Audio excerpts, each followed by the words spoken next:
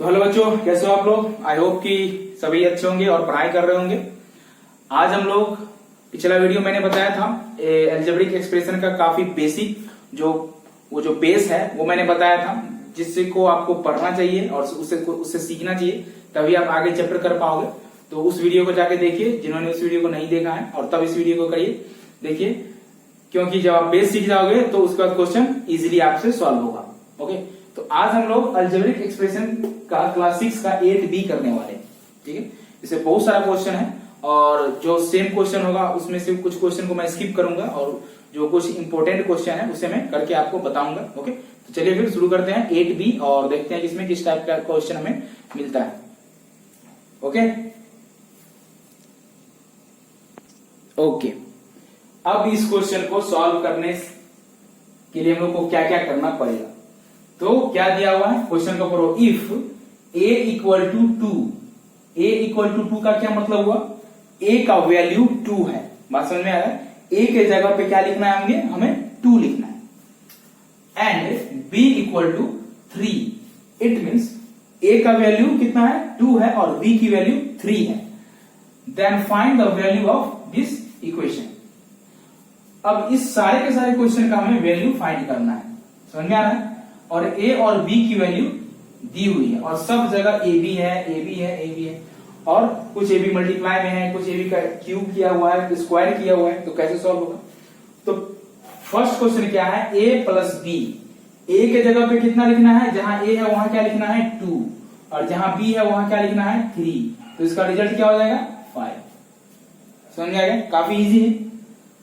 Second number question, ए square. ए square का क्या मतलब हुआ, ए स्क्वायर का मतलब हुआ a into a plus a into b. ये ए बी क्या लिखा हुआ है, a इंटू बी के फॉर्म में लिखा हुआ है। ठीक है, तो इंटू दिखाई नहीं देता है, मल्टीप्लाई किया हुआ है। तो a इंटू ए मतलब 2 इंटू 2 प्लस 2 इंटू 3, 2 2 जा 4 प्लस 2 3 जा 6। ओके, समझ में आ गया। एंड 4 6 क्या हो जाएगा 10। इसका रिजल्ट क्या हो जाएगा 10। समझ में आ रहा है। Third question, a into b. तो इसको मैंने समझाने के लिए इस तरह से लिख दिया है, बट आपको डायरेक्ट बनाना है तो डायरेक्ट भी बना सकते हो। जैसे यहां पर लिखा हुआ है a इंटू बी, तो a कितना है 2 है, इंटू b कितना है तो 3 है, और माइनस a का स्क्वायर। a कितना है a 2 है, और 2 का स्क्वायर क्या होता है 2 इंटू 2, 2 2 जा 4। तो यहां लिखेंगे हम लोग 4। तो 2 3 जा क्या हो जाएगा 6 minus 4 that is equal to 2। Okay, समझ में आ रहा है, बात समझ में आ रहा है। फोर्थ नंबर क्वेश्चन, 2 इंटू ए। तो 2 तो पहले से है ही है, यहां पर a है तो a के जगह पे क्या डाल देंगे हम लोग 2। और इसके बाद क्या है माइनस, तो माइनस 3, तो 3। b के जगह पे क्या है 3, तो यहां पे डाल देंगे 3। तो 2 2 जा क्या हो जाएगा 4। समझ में आ रहा है। एंड 3 3 जा क्या हो जाएगा 9। 4 में से 9 चला गया, कितना आंसर होगा -5। ओके, समझ में आ रहा है। अब यहाँ पे बहुत सारे बच्चे ये गलती कर देते हैं कि जैसे यहाँ पे लिखा हुआ है 2a माइनस 3b, और वैल्यू डालेंगे तो 2 और a के जगह पे 2 डाल देंगे और -3 और 3 डाल देंगे, तो ये हो जाएगा 22 माइनस 33। ठीक है, तो ये कभी मत करना। ठीक है, ये बहुत बड़ा पाप हो जाएगा तुमसे, समझ गया। मैथ के साथ अन्याय हो जाएगा, तो ये कभी मत करना। This is the very bad action. Okay, इस तरह से कभी मत करियो। 2 इंटू ए लिखा हुआ है मतलब 2 को a से मल्टीप्लाई किया हुआ है, तो जैसे ही 2 को 2 से मल्टीप्लाई करेंगे तो 4 होगा, और 3 को 3 से मल्टीप्लाई करेंगे तो 9 होगा। ओके, इस तरह से कभी मत लिखना। ठीक है, समझा रहा हूं मैं, समझ जाओ और सुधर जाओ। इस तरह से गलती कभी मत करना। अब नेक्स्ट क्वेश्चन है fifth number question, 5a square. तो 5 तो है ही, a स्क्वायर है, तो a कितना है 2, a है 2 और स्क्वायर कर दिया गया, तो 2 2 जा क्या हो जाएगा 4। तो 5 इंटू क्या लिखेंगे 4। समझ में आ रहा है। 5 into A square, it mean 5 को और 2 का स्क्वायर यहाँ पे क्या हो जाएगा 4 हो जाएगा। माइनस 2 इंटू ए कितना है 2 और b कितना है 3, तो क्या हो जाएगा 5 4 जा 20 माइनस 2 2 जा 4 4 3 जा 12। इसका आंसर क्या हो जाएगा 8। समझ में आ रहा है। ये क्वेश्चन समझ में आया कि नहीं आया, अच्छे से समझ में आया। अब ये क्वेश्चन जो है 6 नंबर क्वेश्चन मैं आप लोगों के लिए छोड़ रहा हूं, आप लोग इसे सॉल्व करके आंसर इसका कमेंट बॉक्स में लिखना। ठीक है, ओके, चलो नेक्स्ट क्वेश्चन देखते हैं हम लोग। अब सेकेंड नंबर क्वेश्चन देखो, फर्स्ट वाले क्वेश्चन के जैसा ही सेकेंड नंबर वाला क्वेश्चन है, बस उसमें क्या था, उसमें बाइनोमियल था और इसमें ट्राइनोमियल क्वेश्चन है। बाइनोमियल में 2 होता है और ट्राइनोमियल में 3 होता है। तो बस कुछ नहीं करना है, जैसा उसमें किया गया था फर्स्ट वाले में उसी तरह का इसमें भी करना है। तो चलो फिर करते हैं। x इक्वल टू क्या है 1, y इक्वल टू क्या है 2 और z इक्वल टू क्या है 5। अब क्वेश्चन में जहां जहां x y z लिखा हुआ वहां वहां उस वैल्यू को पुट करना है। तो पहला है 3x minus 2y minus 4z। तो 3x मतलब क्या हुआ 3 और x की जगह पे क्या हो जाएगा इंटू 1 माइनस 2 इंटू वाई की जगह पे क्या हो जाएगा 2 माइनस 4 इंटू वाई की जगह पे क्या हो जाएगा 5। समझ में आ गया? अब इसको सॉल्व कर देंगे। 3 1 क्या हो जाएगा 3 माइनस 2 2 क्या हो जाएगा 4 और 5 4 क्या हो जाएगा 20। ओके, माइनस माइनस ऐड हो जाएगा, माइनस माइनस ऐड हो जाएगा, या फिर इसको यहाँ पे सब्ट्रैक्ट कर देंगे तो क्या हो जाएगा -21 इसका आंसर हो जाएगा। समझ में आ रहा है? -21 इसका आंसर आ जाएगा। कैसे? तो माइनस माइनस को ऐड करेंगे 24 में से 3 चला जाएगा क्योंकि 3 पॉजिटिव है, तो 3 चला जाएगा तो 21 इसका आंसर हो जाएगा। ओके, समझ में आ गया? काफी इजी है, वेरी वेरी इजी। ये क्वेश्चन देखो, x square plus y square plus z square, इसे कौन बनाएगा? मैं ही बनाऊंगा। x की जगह पे स्क्वायर, इट मींस 1 का स्क्वायर प्लस 2 का स्क्वायर प्लस 5 का स्क्वायर। ओके, अब नंबर का स्क्वायर भी आपको याद रखना होगा। जैसे 1 का स्क्वायर क्या होता है, 1 को 1 से मल्टीप्लाई करेंगे कंटिन्यूअसली, तो 1 का स्क्वायर 1 हो गया, प्लस 2 को 2 से मल्टीप्लाई करते हैं तो लिखते हैं 2 स्क्वायर। अगर उसका वैल्यू लिखना होता है तो 2 2 क्या होता है 4, तो यहाँ पे वैल्यू लिखना है तो ये हो जाएगा 4 प्लस 5 का square it means 5 into 5 that is 25। तो ये हो गया 25। सबको ऐड करेंगे तो आंसर क्या आ जाएगा 30। काफी इजी है। अब यहां देखो, यहां भी वही बात करना है। क्या करना है? तो 2 इंटू 1 का स्क्वायर, x के जगह पे मैंने 1 डाला क्योंकि x की वैल्यू 1 है, माइनस 3 इंटू वाई का स्क्वायर मतलब 2 का स्क्वायर माइनस प्लस z कितना है, z सिर्फ यहाँ पे z है, इट मींस 5 का स्क्वायर। क्लियर? समझ में आ रहा है? अच्छे समझ में आ रहा है? अब 1 का स्क्वायर क्या होता है? 1 का स्क्वायर 1 ही होगा, 1 पर कितना ही पावर रहेगा उसका वैल्यू 1 ही होगा। तो ये 2 को 1 से मल्टीप्लाई करेंगे तो 2 होगा, माइनस ये 3 है और 3 2 का स्क्वायर क्या होता है 4 होता है, तो 3 4 क्या हो जाएगा 12। तो यहाँ लिखेंगे हम लोग 12 प्लस 5 5 क्या हो जाएगा 25। अब यहाँ देखो प्लस वाला नंबर 25 है और प्लस वाला नंबर 2 है, तो 25 और 2 को ऐड कर देंगे, इट मींस ये हो जाएगा 27 माइनस 12 और इसका आंसर हो जाएगा 15। 27 में से 12 चला जाएगा 15 बचेगा। समझ में आ रहा है? समझ में आ रहा है? ये सारे के सारे क्वेश्चन समझ में आ रहे हैं। वैल्यू कैसे पुट करना है और कैसे इसका रिजल्ट लाना है। अब इसको देखो क्या लिखा हुआ, 2 इंटू एक्स के जगह पे 1 का स्क्वायर और इंटू वाई के जगह पे 2, ये सारे के सारे मल्टीप्लाई में है। तो इस तरह से इसका इस टर्म को इस तरह से लिखा गया न्यूमेरिकल फेस में। ओके, समझ में आ रहा है? जहां जहां एक्स वाई लिखा हुआ है वहां वहां उसका वैल्यू पुट कर दिया गया।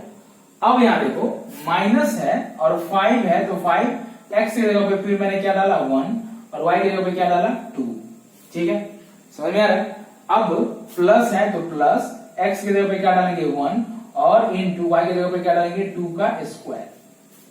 जहां जहां जो जो लिखा है बस उस वैल्यू को वहां पुट कर दो, जैसा लिखा वैसा। अब 2 को 1 से मल्टीप्लाई, 1 का स्क्वायर 1 ही होता है, तो 2 को 1 से मल्टीप्लाई किया 1 और सॉरी 2 को 1 से मल्टीप्लाई करेंगे तो 2 और 2 को फिर 2 से मल्टीप्लाई करेंगे तो इस पूरे टर्म का आंसर क्या आ जाएगा 4 माइनस 5 2 जा 10 और 1 को 2 से 2 2 जा 4 और 4 को 1 से मल्टीप्लाई करेंगे तो प्लस 4। ओके, समझ में आ रहा है? तो 4 4 क्या हो जाएगा 8 माइनस 10 दैट इज -2 इसका आंसर हो जाएगा। समझ में आ रहा है? और यहाँ पे 3 के बाद मैंने 4 वाला क्वेश्चन बनाया है, सॉरी 5 वाला क्वेश्चन, 4 वाला क्वेश्चन मैंने जानबूझ के छोड़ा है आप लोगों के लिए। तो आप लोगों से सॉल्व करो। इसमें से 2 क्वेश्चन मैंने स्किप किया है क्योंकि वो आप लोगों के लिए। सारे क्वेश्चन मुझसे सॉल्व मत करवाया करो यार, मजाक कर रहे हो। अच्छा चलो 3 नंबर क्वेश्चन देखते हैं हम लोग। 3rd नंबर क्वेश्चन, बस वैल्यू चेंज हो चुका है, वेरिएबल चेंज हो चुका है, काम वही करना है। ओके, तो देखते हैं कैसे काम इसका होगा, इसको कैसे हम लोग सॉल्व करेंगे। तो यहाँ पे देखो ये क्या है, ट्राइनोमियल, ये क्या है ट्राइनोमियल, ये क्या है ट्राइनोमियल, और ये क्या है, क्या ये बताओ, 1 2 3 4 कितना टर्म है, ये अलग है, ये अलग है, ये अलग है, ये अलग है। तो जिसमें 4 टर्म रहता है, 4 टर्म रहता है, उसे क्या बोलते हैं, क्वाड्रिनोमियल। अब इसको हमको सॉल्व करना है, तो कैसे सॉल्व करेंगे, जैसे फर्स्ट एंड सेकंड सॉल्व किया गया था उसी तरह। तो p की वैल्यू क्या है, अब देखो यहाँ पे एक कंफ्यूजन ये हो जाता है कि जब पॉजिटिव नंबर रहता है तो हम लोग ब्रैकेट का यूज नहीं करते, डायरेक्ट सॉल्व कर लेते हैं, क्योंकि पॉजिटिव नंबर है और पॉजिटिव नंबर के लिए कोई स्पेसिफिक साइन नहीं यूज किया जाता है। बट निगेटिव नंबर जब रहता है, निगेटिव इंटीजर जब रहता है, तब उसके लिए हमें सेपरेट करना जरूरी पड़ता है, क्योंकि साइन और साइन का मल्टीप्लीकेशन दिखाना इंपॉर्टेंट हो जाता है। ये बात याद रखना। तो इसको हम लोग कैसे सॉल्व करें, ध्यान से देखो। क्या लिखा हुआ, p इक्वल टू लिखा हुआ -2, इट मीन p स्क्वायर। तो p के जगह पे क्या लिखेंगे, -2, और बोल रहा है स्क्वायर, तो इसको हम लोग ब्रैकेट में क्लोज करके स्क्वायर लिखेंगे। क्यों, क्योंकि ये नंबर निगेटिव है। ओके, अब यहाँ पे है प्लस, तो प्लस का साइन, एंड q, q के जगह पे क्या है, -1 है, तो डालेंगे -1, q के जगह पे क्या डालेंगे, -1, और इसको भी ब्रैकेट में बंद करके स्क्वायर कर देंगे। ठीक है, क्यों करेंगे, क्योंकि यहाँ पे देखो इनको हमको शो करना है कि ये नंबर माइनस में है, और जब इसको सॉल्व करेंगे तो साइन चेंज हो जाएगा। जब माइनस और प्लस का मल्टीप्लीकेशन होता है साइन चेंज हो जाता है, तो ये हमें शो करना पड़ेगा। तो इसलिए हम लोग माइनस वाले निगेटिव वाले नंबर को सेपरेट करने के लिए ब्रैकेट का यूज करते हैं। तो ये आपको भी करना पड़ेगा। ओके, अब यहाँ पे देखो, यहाँ पे कोई साइन नहीं है, तो डायरेक्ट लिख दो, डायरेक्ट लिख दो, माइनस r की जगह पे कितना लिखना है, 3 स्क्वायर। ओके, -3 स्क्वायर हो गया। तो ब्रैकेट का यूज हमें कब करना है, जब नंबर निगेटिव में रहे। अब देखो -2 का स्क्वायर है, तो इसको बताओ निगेटिव नंबर पर, कोई भी निगेटिव बेस पर पावर इवन नंबर रहता है तो उसका आंसर क्या होता है, पॉजिटिव होता है। तो -2 का स्क्वायर क्या हो जाएगा, 2 2 4 हो जाएगा, तो इसको हम लोग क्या लिखेंगे, 4 प्लस, अब यहाँ पे -1 का स्क्वायर, यहाँ भी इवन नंबर है पावर में, तो ये भी 1 हो जाएगा, पॉजिटिव नंबर आ गया। और -3 3 क्या हो जाएगा, 9 हो जाएगा। ओके, समझ में आ रहा है, ये नंबर माइनस में है, ये इसके साथ है, अलग है, ये जो है इसके साथ पॉजिटिव नंबर था, ये हो गया -9 स्क्वायर। समझ में आ रहा है। तो अब इसका रिजल्ट क्या, इसको भी पावर में, ये सॉरी ब्रैकेट में कर ही देते हैं। अब इसको हम सॉल्व करेंगे तो क्या होगा, 4 और 1 क्या हो जाएगा, 5 -9, और इसका रिजल्ट क्या हो जाएगा, -4। समझ में आ रहा है, समझ में आया अच्छे से। अब इस क्वेश्चन को सॉल्व करते हैं, सेकेंड नंबर वाले क्वेश्चन को। ठीक है, चलो करते हैं। 2 के जगह पे 2, p के जगह पे -2, तो -2 का स्क्वायर, -1 का स्क्वायर, प्लस 3 इंटू r के जगह पे 3 का स्क्वायर। समझ में आ गया, समझ में आया कैसे हुआ। अब इसको सॉल्व करेंगे, इस वाले टर्म को सॉल्व करो, इस टर्म को सॉल्व करो, और इस टर्म को सॉल्व करो। तो इसको सॉल्व करेंगे तो क्या हो जाएगा, 2 इंटू 4, -2 का स्क्वायर क्या, अच्छा -2 को, -2 का स्क्वायर रहता है तो क्या लिखते हैं, -2 इंटू -2, तो 2 2 क्या होता है 4, और माइनस माइनस क्या होता है प्लस, तो ये नंबर प्लस में आ गया। तो इसीलिए ये 2 बड़ा तो है, इसका स्क्वायर मतलब 4, -1 का स्क्वायर करेंगे तो क्या होगा, -1 इंटू -1, इसका रिजल्ट 1। ठीक है, तो यहाँ पे क्या हो जाएगा, 1 प्लस 3, और यहाँ पे 3 का स्क्वायर 9, 9 3 क्या हो जाएगा 27, और इसका रिजल्ट क्या हो जाएगा, 2 4 जा 8 -1 प्लस 27। ओके, तो कितना आंसर हो जाएगा इसका, इसका आंसर हो जाएगा 34। सॉल्व करेंगे, इसको स्क्वायर कर दो, 1 सब्ट्रैक्ट कर दो, 34 इसका आंसर आ जाएगा। अब इसको सॉल्व करते हैं, देखने में कितना सिंपल क्वेश्चन लग रहा है, और ये सिंपल है भी। p के जगह पे -2 डालो, -2 ब्रैकेट बंद, माइनस q के जगह पे -1 डालो, और r के जगह पे 3 डालो। ठीक है, इसको हम ब्रैकेट में कर देते हैं ताकि सारे के सारे इक्वल जैसे लगे। अब इसको सॉल्व करते हैं, तो -2 प्लस सॉरी माइनस माइनस क्या हो जाएगा, +1 और -3, तो माइनस वाला नंबर जोड़ देंगे तो 3 2 क्या हो जाएगा, -5 प्लस 1, और इसका आंसर हो जाएगा -4। समझ में आ गया।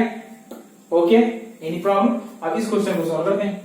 तो p टू द पावर 3, तो p टू द पावर 3 है। अब यहाँ पे देखो बेस पॉजिटिव है, और यहाँ पे पावर क्या है, बेस पॉजिटिव है और पावर क्या है, पावर एक और नंबर है। तो अब यहाँ पे ये जो हम डालेंगे, तो तब बेस क्या होगा वो देखते हैं।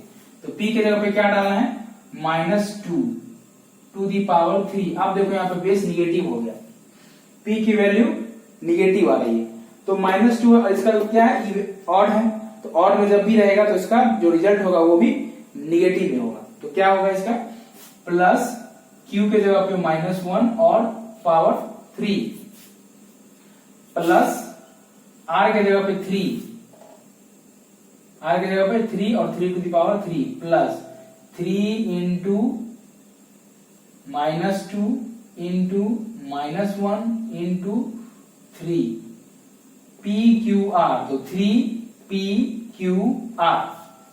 क्लियर, समझ में आ रहा है। अब इसको सॉल्व करेंगे तो 2 टू दी पावर 3 है, तो इसमें 2 को 3 टाइम्स मल्टीप्लाई करेंगे, तो 2 2 जा 4 एंड 3 जा 8, तो इसका रिजल्ट क्या हो जाएगा, -8। क्यों होगा, क्योंकि यहाँ पे ये नंबर निगेटिव है और ये इसका जो एक्सपोनेंट है वो क्या है, वो एक ऑड नंबर है, तो इसका रिजल्ट माइनस में आएगा। अब यहाँ पे देखो प्लस -1 होगा, क्यों, क्योंकि यहाँ भी 1 को 3 टाइम्स मल्टीप्लाई करेंगे तो माइनस ही होगा, और प्लस माइनस इसका पूरा वैल्यू क्या हो जाएगा, माइनस हो जाएगा, तो हम लोग इसको हटा के डायरेक्ट लिखेंगे यहाँ पे -1। ओके, समझ में आ गया। ये -1 कैसे आया ये समझाने के लिए मैंने किया था, आपको समझ में आ गया।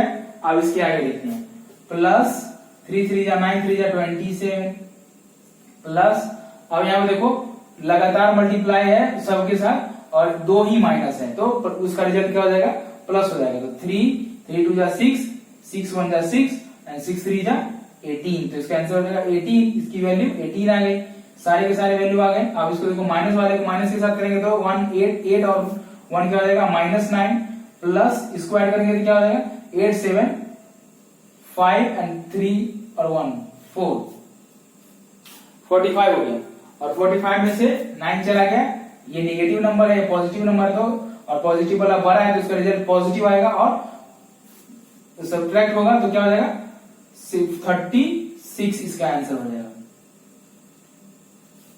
समझ में आ गया। इसके बाद वाले 2 क्वेश्चंस मैंने छोड़े हैं, उसे आप लोग को सॉल्व करना है इस क्वेश्चन को फॉलो करके। ओके, तो फिर देखते हैं नेक्स्ट क्वेश्चन। अब कोफिशिएंट फाइंड करना है, तो ये मैंने ये जो उसका जो बेसिक इंट्रोडक्शन था अलजेब्रा का, उसमें बताया हुआ है कि जब कोफिशिएंट फाइंड करना था, जिस नंबर का कोफिशिएंट फाइंड करना रहता है उसको छोड़ के उसको हटाने के बाद जो बच गया वो उसका आंसर हो जाता है। तो क्या बोल रहा है, x का कोफिशिएंट इसमें खोजने के लिए बोला, तो x को हटा देंगे तो क्या बचेगा, 13, तो इसका आंसर क्या हो जाएगा, 13 हो जाएगा। ओके, यहाँ पे y का कोफिशिएंट बोल रहा है, तो y को हटा देंगे तो क्या बच जाएगा, -5, तो इसका रिजल्ट क्या हो जाएगा, -5। a का कोफिशिएंट बोल रहा है, तो a को हटाएंगे तो क्या बच जाएगा, 6b, तो इसका रिजल्ट हो जाएगा 6b। z का बोला तो z को हटाएंगे तो क्या बच जाएगा, -7x, तो ये कोफिशिएंट हो गया किसका, z का। p का बोल रहा है, तो p को हटाएंगे तो क्या बचेगा, 2qr, तो इसका रिजल्ट हो जाएगा -2qr। ओके, y स्क्वायर का बोल रहा है, तो y स्क्वायर को हटा देंगे तो क्या बचेगा, 8xz, तो यहाँ इसका आंसर हो जाएगा 8xz।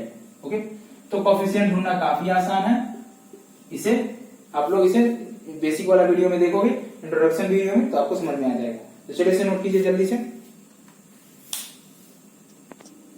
ओके, क्वेश्चन नंबर 5 और क्वेश्चन नंबर 6 देखते हैं, बिकॉज ऑफ ये बहुत इजी क्वेश्चन है। ओके, और मैं बार बार बोल रहा हूँ, इसका जो बेसिक वीडियो है, बेसिक टॉपिक जो है वो फर्स्ट वीडियो में है, उसे आप जाके देखिए, ये सब क्वेश्चन इजी वे में आप सॉल्व कर पाओगे। तो पहला क्वेश्चन क्या है, राइट द न्यूमेरिकल कोफिशिएंट, मतलब नंबर वाला।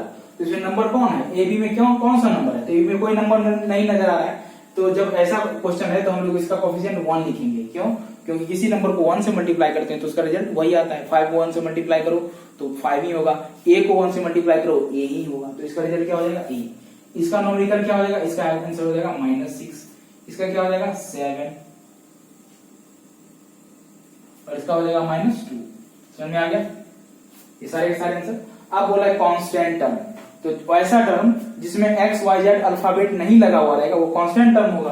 तो इसमें किसमें x y z नहीं है, तो ये वाला, तो ये हो जाएगा कांस्टेंट टर्म। इसमें कौन है, तो इसमें ये है, तो ये हो गया कांस्टेंट टर्म, और इसमें कौन है, तो इसमें ये है, तो ये हो गया कांस्टेंट टर्म।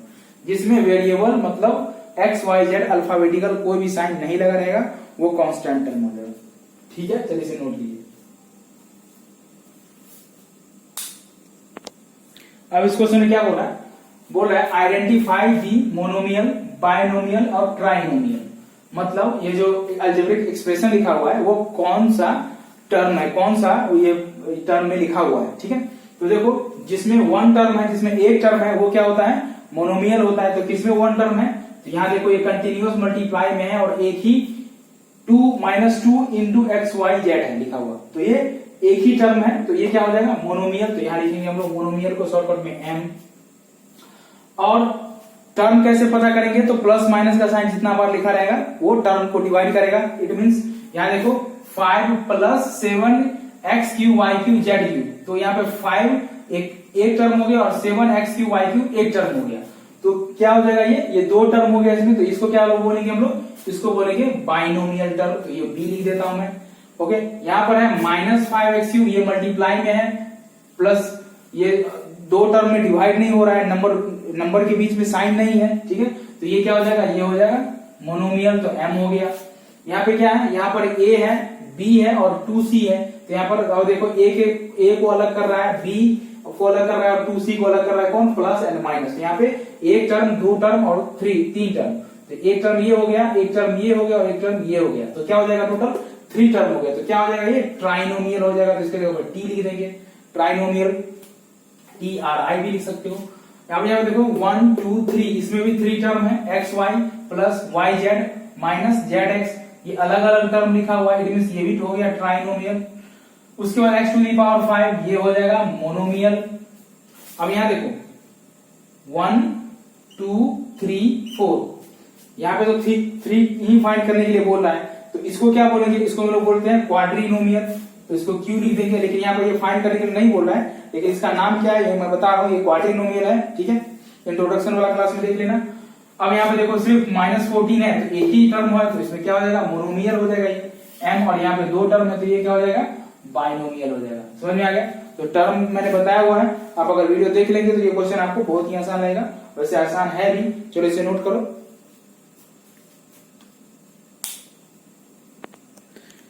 अब 8 नंबर क्वेश्चन क्या बोल रहा है, राइट ऑल द टर्म्स।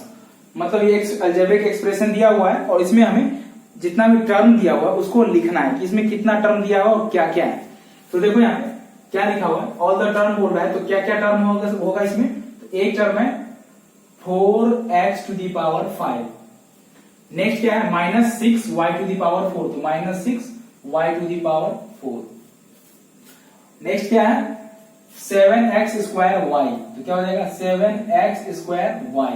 यहाँ पे प्लस नहीं लिखना है, अलग टर्म को अलग अलग करना है, तो -7 जाएगा, प्लस तो प्लस दिखता नहीं है, जब हमें करना जो ऐड करना था तभी इसका यूज होता है। तो यहाँ पे अब क्या बच गया 9, तो क्या हो जाएगा -9। तो ये इसका आंसर हो गया। एक क्वेश्चन इसमें है जो आप लोगों को करना है, टर्म को अलग अलग कर दिया गया, मतलब सबको हटा दिया गया, ये टर्म हो गया। अब आइडेंटिफाई द लाइक टर्म्स। मैंने वीडियो के इंट्रोडक्शन क्लास में लास्ट में बताया हुआ है लाइक टर्म और अनलाइक टर्म। लाइक टर्म को में क्या होता है, ऐड और सब्ट्रैक्ट करने के लिए यूज होता है। मल्टीप्लाई में किसी भी टर्म के साथ मल्टीप्लाई कर सकते हैं, ठीक है। बट ऐड करने के लिए और सब्ट्रैक्ट करने के लिए लाइक टर्म होना बहुत इंपॉर्टेंट है। तो देखो लाइक टर्म ढूंढना है, आइडेंटिफाई दी लाइक टर्म्स। तो यहाँ पे a² है, तो a² वाला और कहां पे है, तो a² वाला वो यहां पे है, तो a² एंड 2a² क्या हो जाएगा, लाइक टर्म हो जाएगा। ओके, a² और 2a² लाइक टर्म हो जाएगा। यहाँ पर b² है, इधर कहीं नहीं b² है, c² है तो कहीं नहीं c² है, और 4a है तो वो भी नहीं है।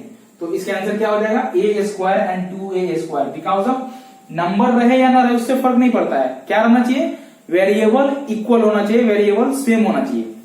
तो ये आ गया। अब इसमें देखते हैं यहाँ क्या लिखा हुआ है, 3x। तो x वाला कौन कौन सा है, तो यहाँ xy है तो ये भी नहीं होगा, yz है तो ये भी नहीं होगा, zy है तो ये भी नहीं होगा। अब लेते हैं 4xy, तो 4xy लेते हैं, मतलब xy लेते हैं, तो xy यहाँ yz है तो ये xy होना चाहिए, yz है तो ये नहीं होगा, और ये zy है तो ये भी नहीं होगा। अब यहाँ देखते हैं zy और yz, तो मतलब zy लिखो या yz लिखो, मल्टीप्लाई करने पर सेम ही आता है।